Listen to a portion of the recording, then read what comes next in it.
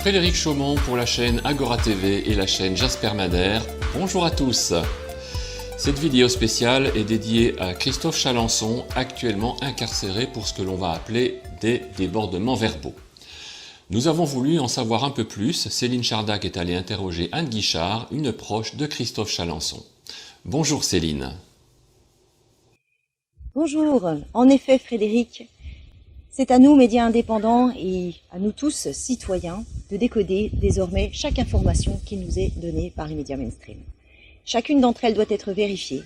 Non qu'elle soit forcément taxée de fake news, mais le langage utilisé, les outils de langage du moins, donnent à penser que cela mérite une meilleure compréhension de ce qui se trouve derrière. Aujourd'hui, je donne la parole à Anne Guichard. Anne Guichard est une amie, proche, collaboratrice de Christophe Chalençon. Christophe Chalençon, c'est cet ex-gilet jaune, opposant au gouvernement actuel, incarcéré pour 8 mois, pour avoir tenu des propos diffamatoires auprès d'élites et de personnes ayant de l'influence. Alors on peut lui reprocher effectivement cette gouaille, mais vous allez voir que Christophe Chalençon ne remet pas en question les propos qu'il a pu tenir. Par contre, le lynchage médiatique auquel il doit faire face aujourd'hui, c'est une autre histoire. Si les médias se contentaient de rapporter les faits, ce serait une chose. Mais vous allez voir qu'ici, les médias ne se contentent pas de cela. Les médias enjolivent, extrapolent. Et ça sera à vous de vous poser la question de pourquoi. Pourquoi ce tel traitement de faveur? Pourquoi les médias aujourd'hui ont-ils besoin de donner un avis plutôt que de rendre compte d'une réalité et de se contenter de cela? Anne, bonjour Céline. Vous êtes une amie et une proche de Christophe Chalençon que vous connaissez depuis 2014. À ce titre, c'est ça. Il était tout indiqué pour moi de faire appel à vous pour pouvoir remettre un peu de vérité et du sens sur ce qui s'est passé ces dernières semaines au sujet de Christophe Chalençon. Alors, je l'ai déjà dit, mais je le rappelle, donc Christophe Chalençon est un ex-gilet jaune. C'est aussi un opposant, un fervent opposant au gouvernement en activité encore aujourd'hui, et qui également est connu pour un franc-parler et pour avoir des expressions toutes à lui que l'on peut connaître, et qui a été incarcéré ces dernières semaines pour 8 mois, me semble-t-il. C'est ça. Et je souhaiterais revenir sur cette incarcération et sur ce que j'ai pu lire dans la presse avec vous. Alors, Tout d'abord, est-ce que vous pouvez me relater brièvement les conditions de cette incarcération? Est-ce que vous pouvez nous donner un petit peu des détails pour situer? En fait, comme vous le savez, Christophe a été plusieurs fois a dû aller en procès, je crois 4 ou 5 fois en l'espace d'un an et demi à peu près. Effectivement, toujours les mêmes reproches, c'est-à-dire son franc-parler, comme vous avez dit. Après, c'est certain que tout ce qu'il dit, plus ou moins, à des degrés différents, du moins toute la population française, ou du moins ou peut-être la moitié le pense, mais ne le dit pas sur les réseaux sociaux. Et voilà. Après, c'est sûr que il a eu des soucis par rapport à tout ce qu'il a dit. Après, c'est que des dires. Oui, d'accord. Christophe Chalençon, pour situer, travaille ici la plupart du temps sur les réseaux sociaux. Donc, on est d'accord que ce sont des propos qui sont tenus sur les réseaux sociaux, majoritairement. C'est ça, oui. Oui, voilà, c'est ou Facebook ou VK, parce que oui, voilà, il a que ça, je crois, de mémoire, il a que ça. Donc, alors, après, si, oui, excusez-moi, juste, c'est vrai il fait des lives aussi sur StreamYard, mais bon, de toute façon, ces lives sont relatés. Ah si, sur YouTube aussi, mais YouTube, je crois qu'on a ouvert 2 ou 3 fois une chaîne YouTube parce que ça nous a été censuré. Facebook, n'en parlons pas. Je crois qu'on l'a fait 3 fois aussi pour Révolution Citoyenne parce que c'était censuré.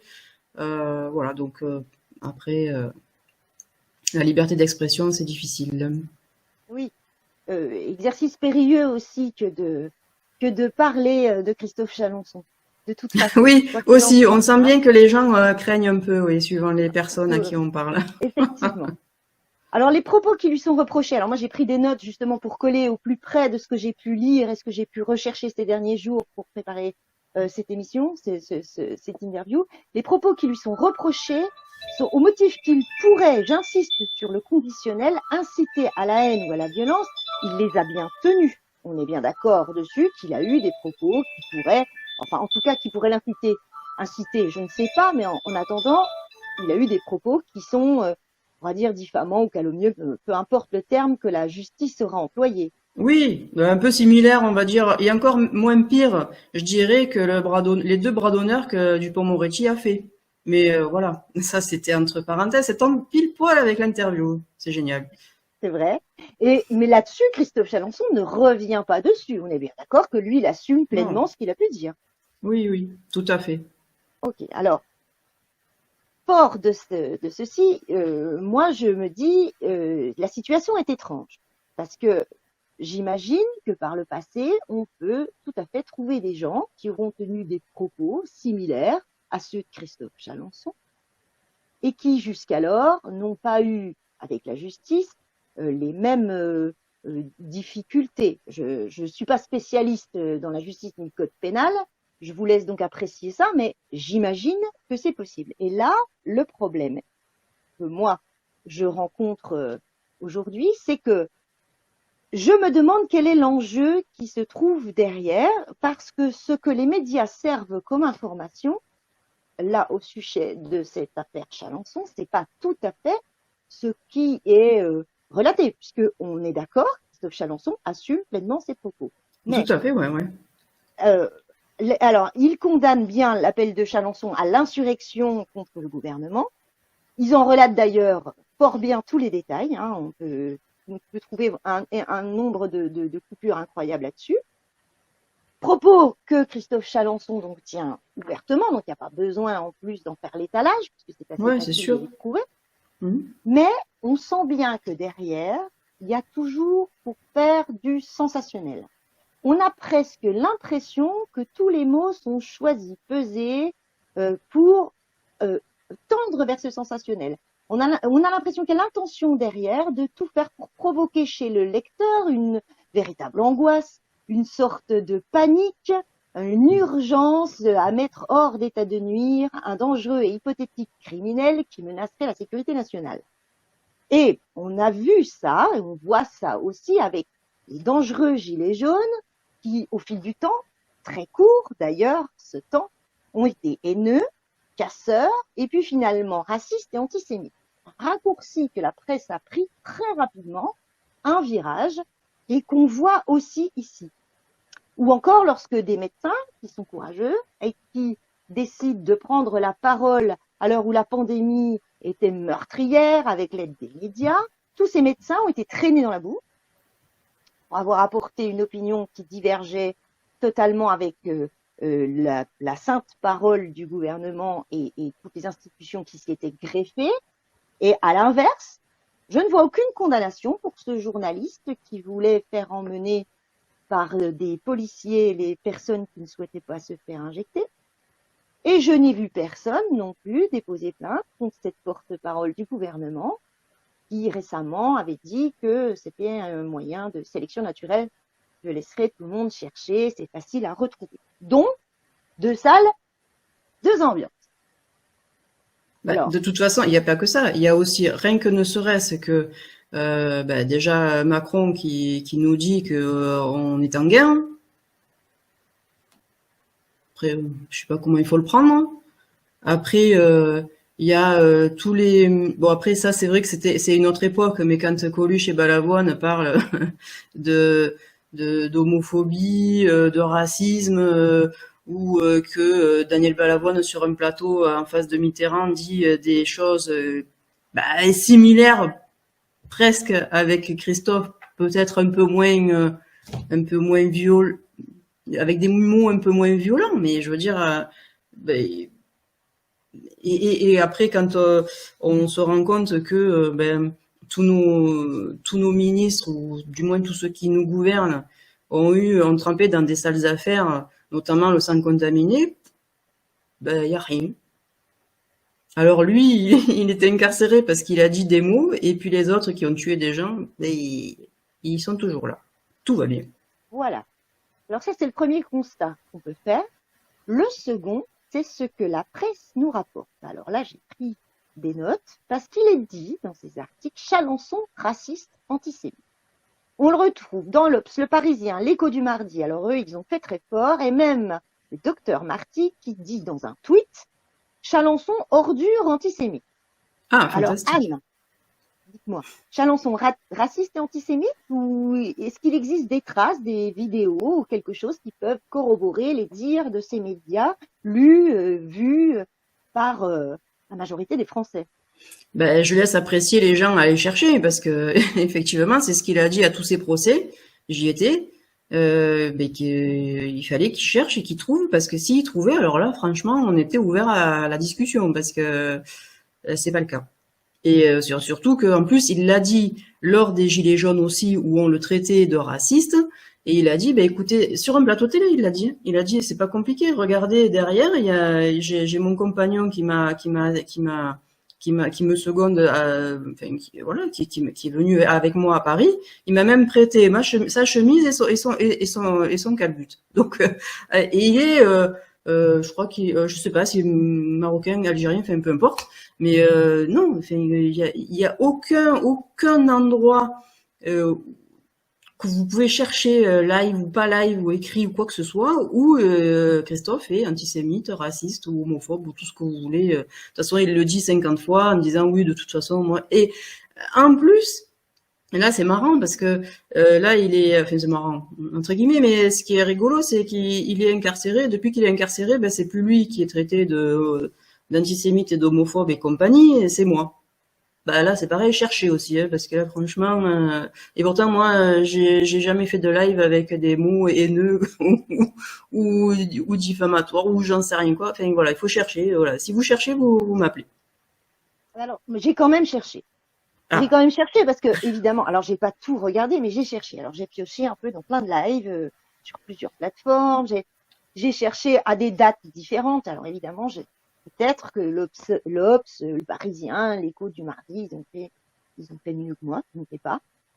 Et j'entends toujours au début que les musulmans, que les juifs sont des amis, doivent s'allier, doivent.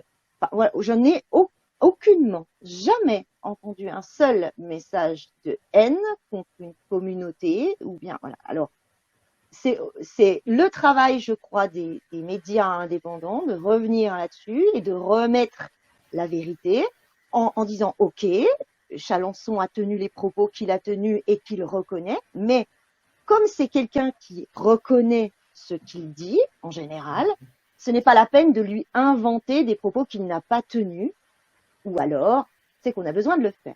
Alors, est-ce que vous avez pu obtenir un droit de réponse? Parce que si on tape Chalençon sur Google, là, c'est la déferlante. Est-ce que vous avez pu obtenir un droit de réponse, justement, pour remettre un petit peu de vérité sur ce qui a été dit à son sujet?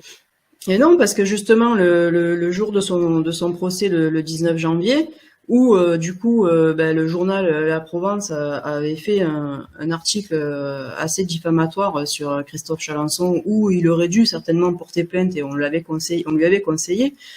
Donc il l'a pas fait parce que bon, il estime que bon, bref, c'est son truc.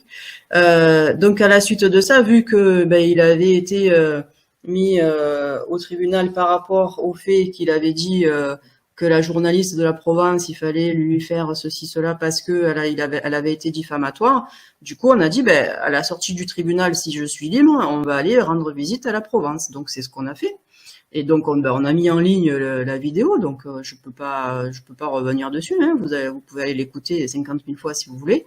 On est allé gentiment demander un droit de réponse et on ne l'a jamais eu. Je l'ai fait par mail, puisqu'elle nous a donné son mail. Dans la vidéo, elle nous le dit, hein, elle nous donne le petit papier avec le mail. Donc j'ai fait par mail une demande, on n'en a pas eu, et quand on y est allé, ben, forcément, elle nous a dit non, c'est pas moi, il faut envoyer un mail. Ok, ben voilà, on attend toujours. D'accord. Donc, aucune possibilité de remettre la vérité.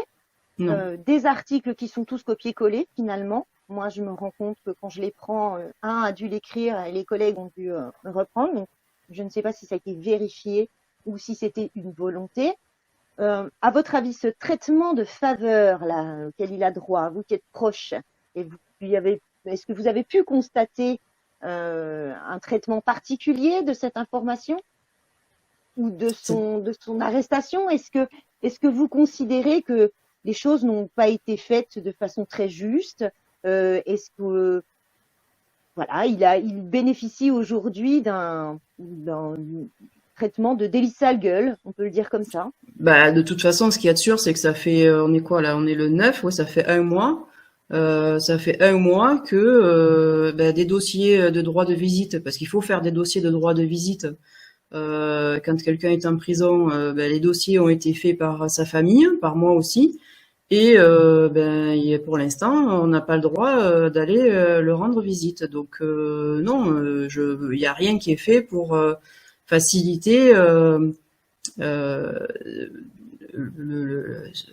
comment dire, faciliter comment je peux dire, voilà, des échanges avec lui directement. Alors la seule chose que sa famille a le droit de faire, c'est de lui apporter des habits entre guillemets quand il le souhaite.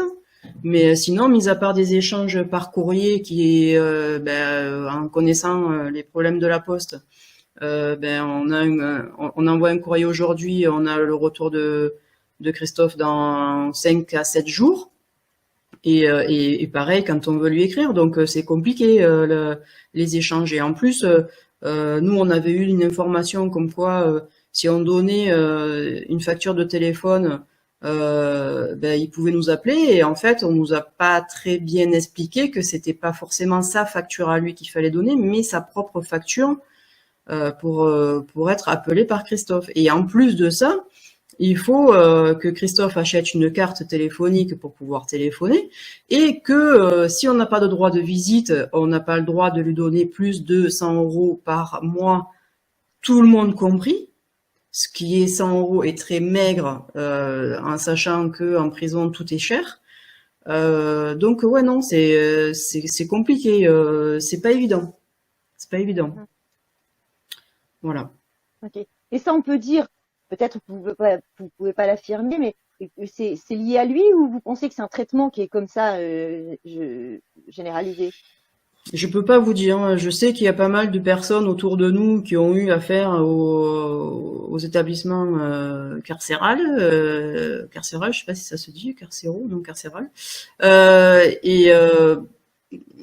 Bon, je peux pas dire. Je peux pas dire. Je pense, moi, j'ai le sentiment, mais c'est que mon sentiment, que rien n'est fait pour améliorer, pour faciliter un peu les échanges, etc. Donc en plus, c'est vrai que du coup, Christophe est président de l'association Évolution Citoyenne, et que du coup, j'ai des documents à lui faire signer par rapport aux banques, ou etc. Et que là, c'est très compliqué. Et je pense que je vais avoir du mal à avoir droit à un droit de visite, quoi. Ça va être compliqué, on verra par la suite. D'accord. À votre avis, est-ce que vous considérez qu'aujourd'hui, Christophe Chalençon, c'est un prisonnier politique, qu'il sert d'exemple, ou est-ce que c'est autre chose? Visiblement, à votre avis à vous, et puis l'ensemble des personnes qui le côtoient. De toute façon, visiblement, tous les gens qui ont dépassé peut-être une certaine limite par rapport à notre politique française, visiblement, il a franchi le cap. Donc, je pense que ça en est un, oui. Je pense que ça en est un, parce que enfermer quelqu'un 8 mois pour avoir dit juste des propos plus ou moins où on entend tous les jours parler autour de nous, c'est un peu tendu quand même. Bon, je sais bien que ça fait qu'il est passé 4-5 fois au tribunal pour les mêmes propos, mais enfin bon, de là à mettre de la prison ferme, c'est un peu quand même exagéré, je pense. Je pense que d'ailleurs c'est ce qu'on demande depuis avec Évolution Citoyenne et le Conseil national de libération. Je veux dire, à un moment donné, si les tribunaux étaient des tribunaux populaires, je pense que il y aurait beaucoup de changements au niveau justice et application des peines. Parce que d'après ce que Christophe m'a envoyé dans un de ses courriers, il me dit que il y a là où il est, en tout cas, du moins dans son bâtiment, il rencontre beaucoup de gens, il discute avec beaucoup de gens, parce que bien sûr, quand il est arrivé, tout le monde plus ou moins le connaissait, que ce soit des fonctionnaires ou que ce soit des prisonniers. Et il disait que il y avait beaucoup d'injustice pour beaucoup de gens qui étaient en prison. Avec des traitements qui ne sont pas les mêmes, en gros. Les traitements, je sais pas, mais en tout cas, ce qu'il y a de sûr, c'est que la justice a été apparemment très injuste avec certaines personnes. Oui, c'est ça. Un traitement, Voilà. j'entends dans les procédures. Oui, parce qu'après dedans, je sais pas. Oui. Ouais. Et comment va-t-il? Quel est son état d'esprit? Est-ce que le fait de l'avoir mis derrière les barreaux, comme il le souhaitait, change quelque chose pour lui? Est-ce qu'il est, vous le sentez Ah non, il est toujours autant déterminé. Il a toujours dit qu'il écrirait un livre s'il était en prison. Ben, c'est ce qu'il a dit en sortant du tribunal et c'est ce qu'il est en train de faire.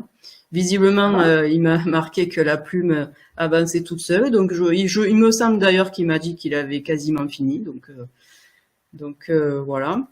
Non, il a l'air d'aller bien. Hein. Tous les gens qui lui ont écrit, il y a beaucoup de gens qui lui ont écrit. D'ailleurs, j'ai sur un de mes courriers, de mes premiers courriers, parce que bien sûr tous les courriers sont lus, donc c'est notifié ça. Hein. Ça c'est notifié. Okay. Quand on est sur les documents de la prison, c'est notifié.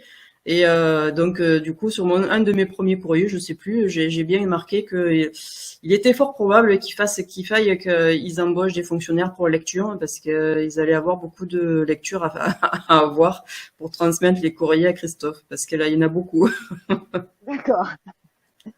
Donc on peut dire qu'on a un Christophe Chalençon qui assume pleinement les propos qu'il a pu tenir, propos que d'autres ont pu tenir, propos qu'il tient depuis très longtemps, donc le passage à l'acte depuis si longtemps, voilà. Que la justice aurait peut-être voulu faire un exemple et en tout cas peut-être que Christophe Chalençon dérangeait trop. C'était visible de toute façon sur les réseaux sociaux. Je ne suis pas certaine que les personnes qui ne sont pas adeptes ni de Facebook, de YouTube ou qui ne sont pas dans le combat d'opposition pour le gouvernement aient eu accès à ce genre de propos. Par contre, aujourd'hui, ils sont au courant, grâce aux médias, que Christophe Chalençon a tenu ses propos qu'il assume, mais qu'en plus, il le taxe d'antisémite et de raciste. C'est facile. C'est plutôt résumé. C'est plutôt bien résumé. Oui, c'est assez facile de dire à des gens qui sont antisémites ou je ne sais quoi. C'est facile. De toute façon, on voit très bien que quand on écoute la télé et les informations qu'on nous vend, toutes les 2 secondes, je hausse les sourcils parce que c'est pas vrai du tout, à mon sens. Et je pense que c'est le sens de beaucoup de personnes. Eh ben, merci beaucoup, Anne. En conclusion, de rien, merci. Pardon, excusez-moi, je vous ai coupé la parole. Pas de souci. Voilà encore une démonstration que les médias, et dans cette affaire, une grande majorité des médias, prennent toujours des raccourcis qui tentent à diaboliser, étouffer, phagocyter toutes les voix qui souhaiteraient s'élever contre ce gouvernement. Car oui, ça se passe toujours lorsque les personnes décident de se dresser par leurs propres moyens contre cette pseudo-démocratie. Mais nous ne sommes pas dupes. Oui, c'est sûr. C'est sûr qu'on n'est pas dupe. Ouais. Après, espérons qu'une grosse majorité n'est pas dupe. Parce que quand on voit les grèves depuis avant-hier ou depuis mardi, je crois, et que on voit tous ces gens avec des fanions de syndicats, je sais pas si ces gens-là se rendent bien compte de à quoi servent les syndicats au jour d'aujourd'hui. Je parle au jour d'aujourd'hui. Parce que bien sûr, grâce aux syndicats, dans les années 50, 60, ils ont fait avancer les choses, il n'y a pas de souci. Mais là, je suis plus trop sûre que ce soit pour la défense des salariés. Je comprends. Voilà. Je vous remercie beaucoup, Anne, pour ce Merci à toi. Et je vous dis à très bientôt.